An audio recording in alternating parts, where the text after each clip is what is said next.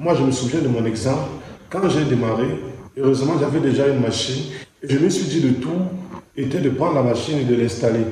Et donc, à ma grande surprise, quand j'installe la machine, l'endroit que j'ai même choisi, j'ai fait près d'un mois de négociations sur un espace. Finalement, quand nous sommes tombés d'accord, je réalise que le courant, à ce moment-là, ne peut pas alimenter ma machine. Salut, bienvenue sur la chaîne. Ici le roi de la glace. Sur cette chaîne, je te parle du business en Afrique en général et du domaine de la glace en particulier. Alors, tu aimerais jouer avec ici dans le domaine de la crème glacée, de la glace italienne, des glaces bâtonnées, des yaourts et j'en passe. Je vous bon endroit. Tu peux tout de suite t'abonner. La toute première erreur que les gens font souvent, c'est qu'ils commencent par le choix de la machine. Très malheureusement, la plupart du temps, pour ne pas dire tout le temps, ils choisissent la mauvaise machine. Soit la machine ne fonctionne pas, soit la machine ne correspondra pas à leur emplacement. Pourquoi est-ce que je le dis? Parce que la plupart du temps, quand on est excité à lancer un business, on pense que le business de glace italienne se résume par l'acquisition d'une machine à glace italienne. Or, c'est très faux. Parce que généralement, quand vous n'avez pas de plan, vous finissez par réaliser qu'il y avait des choses très primordiales que vous n'avez pas su gérer avant et ça finit par vous rattraper à la suite. Moi, je me souviens de mon exemple. Quand j'ai démarré, heureusement, j'avais déjà une machine et je me suis dit le tout était de prendre la machine et de l'installer. Donc, à ma grande surprise, quand j'installe la machine, l'endroit que j'ai même choisi, j'ai fait près d'un mois de négociations sur un espace. Finalement, quand nous sommes tombés d'accord, je réalise que le courant, à ce moment-là, ne peut pas alimenter ma machine. Vous voyez, en fait. Alors que là, j'avais déjà fait des grandes annonces autour de moi pour dire qu'il y aura une soirée d'ouverture. Et malheureusement, au moment venu où je viens lancer la machine, parce que je l'avais testée à la maison, elle avait bien fonctionné, j'avais donné des glaces aux amis, à la famille. Je me disais que non, la machine fonctionne. Oui, la machine fonctionne, mais est-ce que la machine fonctionne là où je vais aller l'installer? Et donc, quand je comprends que la machine doit fonctionner là où je vais l'installer, et donc du coup, la machine n'est pas la priorité. La priorité, c'est là où je vais. Qu'est-ce que j'ai fait pour me rassurer que j'aurai une électricité de haute tension ou encore une électricité qui peut alimenter ma machine? Qu'est-ce que j'ai fait pour me rassurer qu'en cas d'intempérie, la machine sera en sécurité? Qu'est-ce que j'ai fait pour me rassurer qu'en cas de baisse de tension ou de haute tension, la machine sera protégée? Donc il y a un ensemble d'éléments que vous devez vérifier avant de penser ou bien alors avant d'acheter la machine. Parce que vous pouvez penser à l'achat de la machine, vous pouvez vous renseigner et noter le prix de la machine, mais entre-temps, vous ne passez pas encore à l'acte. Parce que beaucoup d'imprévus peuvent arriver. Vous pouvez finalement arriver à un moment donné où vous avez des imprévus sérieux au niveau de la famille et le business, vous ne pouvez pas le lancer. Imaginez que vous avez déjà pris la machine, vous allez faire comment? Vous voulez la revendre, une machine que vous prenez neuve, même quand vous voulez la revendre, elle perd 30% au moins de sa valeur. Donc si vous la prenez même à 1 million, en venant la revendre, vous oubliez de la vendre à 500 000 ou trop 700 000. Donc calmez-vous d'abord. Faites les choses par priorité et le moment venu, quand vous allez vouloir acheter la machine, vous allez acheter la machine parce que tout sera déjà prêt. La deuxième erreur, c'est que la plupart du temps, les gens choisissent le mauvais emplacement. Et avant que je ne développe, il faut que vous compreniez que dans ce business, il y a plusieurs façons de se lancer. Moi, j'en ai discerné 3 principalement. Et quand vous comprenez comment est-ce que vous pouvez vous lancer, ça vous permet de savoir quel genre d'emplacement vous devez prendre. Par exemple, les 3 méthodes dont moi j'ai discerné. La première, c'est que vous prenez simplement votre machine, vous la placez dans un coin de rue où des gens passent simplement et c'est tout. Ça, j'ai appelé ça glacier de rue. La deuxième façon, c'est que vous trouvez juste un espace où vous allez construire quelque chose ou bien vous allez louer un espace que vous allez meubler avec des chaises, des tables, et vous avez votre machine à glace et en parallèle, peut-être vous faites un petit restaurant, ou bien vous avez un bar-restaurant, ou bien vous avez un espace Canal Plus abonnement Orange, Mobile Money ou encore une boutique et vous ajoutez une machine à cet espace-là et les clients peuvent venir s'asseoir, déguster de la glace. Donc ça, j'ai appelé ça glacier cafette. Et la troisième façon de faire, c'est le glacier moderne. Donc là, vous devez mobiliser les capitaux pour construire un lieu d'attraction qui sera un centre touristique où à tout moment, à n'importe quelle saison, les gens peuvent se déplacer de partout pour venir passer du bon temps parce que vous avez construit un espace assez tranquille, assez luxueux qui permettra que les gens viennent et que ce soit un lieu de rencontre désormais. Et donc ça, c'est la dernière façon de se lancer. Et vous devez comprendre que les coûts vont également évoluer en fonction de votre façon de vous lancer. Quand on parle de glacier de rue, il faut juste avoir la machine.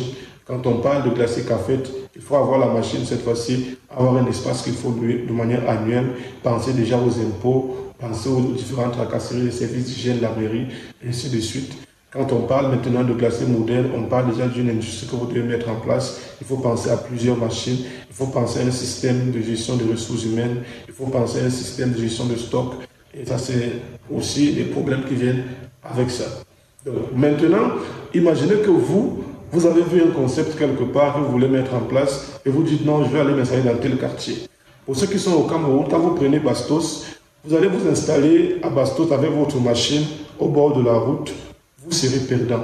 Parce que la plupart du temps, à Bastos, ce sont des personnalités, ce sont des grandes personnes qui vont, ils passent en voiture et les gens n'auront pas le temps de s'arrêter devant votre machine à glace. En tout cas, pas cette catégorie de personnes qui pourtant sont la cible de tel quartier. Ils ne vont pas s'arrêter auprès de vous, prendre de la glace, malgré le fait que vous aurez une bonne glace. Ils ne seront juste pas à l'aise à s'arrêter au bord d'une machine qui est placée au bord de la route, où on ne maîtrise pas l'hygiène, où on ne sait pas d'où l'eau est tirée. Bref, il y a beaucoup de doutes qui vont entrer dans leur tête. Et quand ce sont des personnes qui prennent assez soin de leur vie, raison pour laquelle ils sont prêts à dépenser d'énormes sommes pour aller louer dans de tels quartiers, donc ils ne viendront simplement pas. Par contre, qu'est-ce qui sied au niveau de ces quartiers? Ce qui sied là-bas, c'est les glaciers modernes. Et vous allez voir la plupart du temps, tous les business qui sont là-bas, les restaurants, font l'effort de faire des mises à jour régulièrement et de construire des trucs assez sérieux. Ce qui veut dire que quand vous choisissez un quartier, ça dépend de comment est-ce que le quartier est. Et ça dépend également de ce que vous avez en vue. Donc, ce qui veut dire que quand vous choisissez un tel quartier, vous devez donc faire un truc à la hauteur de ce quartier. Quand vous n'avez pas les moyens de faire un truc à la hauteur de ce quartier, ne dites pas non, je vais commencer avec ce que j'ai. Oui, c'est pas mauvais de commencer avec ce que tu as, mais cherche le lieu approprié pour commencer avec ce que tu as. Par exemple, tu peux chercher une université, parce que là-bas, il n'y a pas forcément besoin d'avoir un truc high-tech, un truc bien meublé et tout le reste. Non, il faut juste avoir un bon espace. Si tu fais de la bonne glace, tu auras des clients. Tu peux chercher des écoles secondaires, des collèges privés, pas les écoles primaires, parce que là, tu n'auras pas assez de rentabilité. Donc, généralement, les gens se trompent beaucoup plus au niveau du choix de l'emplacement. J'ai beaucoup observé ça, malheureusement, tout au long de ces années. La troisième erreur que beaucoup font, c'est qu'ils n'ont pas de plan. Ça paraît très simple, mais la plupart se lancent comme ça, sur un coup de tête, ils suivent mes vidéos en ligne, ils se disent non, ce business est intéressant, il vient ici 2 ou 3 ou 4 fois, les émotions commencent à l'emballer, quand il se lève, il dit on va acheter une machine. Mon frère, malgré tout ce que je peux te dire là, je ne t'ai jamais dit de te lancer comme ça. Non. Tu dois prendre le temps de te poser, faire un budget. Quand je m'engage dans un tel business, quel argent je suis prêt à mobiliser? Et cet argent, je suis prêt à le mobiliser dans ce business pendant combien de temps sans attendre un retour sur investissement? Une fois que tu as fait cette réflexion et que tu sais que tu es prêt à débourser 1,5 million, maintenant c'est 1,5 million, quel est le plan d'action? Quel est le processus pour la dépense de ces 1,5 million? Parce que tu peux simplement aller prendre une machine, tu viens, tu poses, tu pars, tu loues un emplacement, mais ensuite, est-ce que tu es en train de suivre les étapes normales qui te permettront qu'à la fin, tu puisses commencer à avoir un business qui est rentable? Donc, il faut un plan d'action, il faut un devis, il faut un budget, et c'est ce que je fais quand tu me contactes. Je commence par te poser ces questions et j'ai des formations qui, elles, sont déjà systématiquement faites sur cette façon de fonctionner. Ce qui fait que tu gagnes énormément en temps. Parce que oui, ce business rapporte, et je le dis, il rapporte énormément. Mais tu peux également perdre de l'argent. Et quand vous prenez 1,5 million pour mettre dans une telle affaire, vous savez, 1,5 million, c'est beaucoup d'argent au Cameroun. Les réalités au Cameroun ne sont pas les mêmes qu'en Europe. Donc quand vous prenez 1 million, vous devez vous rassurer qu'à votre niveau, vous avez tout fait pour que ces 1,5 million ne soit pas un sacrifice en vain. Oui, que le chèque arrive, mais que le chèque ne soit pas causé par des erreurs que vous aurez dû corriger quand vous étiez en train de vous lancer. Raison pour laquelle je dis, quand vous ne maîtrisez pas, prenez le soin de poser les bonnes questions aux bonnes personnes. Allez vous asseoir auprès de quelqu'un qui a déjà un glacier dans le même domaine, posez-lui des questions s'il est ouvert, ou bien faites-lui la recette. Parce que aussi, il faut savoir comment approcher les gens. Tu me fais un bon message, vraiment, j'ai suivi tes vidéos, je veux plus de conseils. Non, en fait, j'ai déjà des programmes de formation que j'ai mis en place. J'ai des machines que je vends. Alors, si tu t'engages dans ce domaine, sois au moins un peu intelligent.